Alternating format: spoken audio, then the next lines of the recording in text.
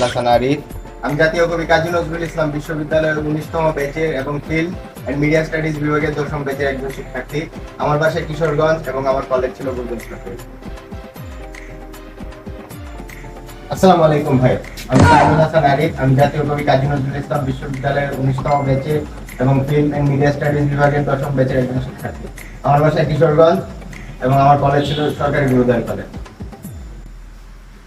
আসসালামু আলাইকুম ভাই, আমি মোহাম্মদ সাদমান হাবিব।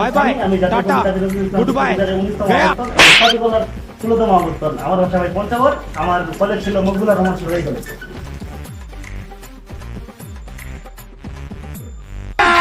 अभी मजा आएगा ना भिड़ो। আসসালামু আলাইকুম। ওয়ালাইকুম আসসালাম। কিছু খাবা? আচ্ছা না। पैसा ही पैसा होगा। ए उठा ले रे देवा, उठा ले रे बाबा।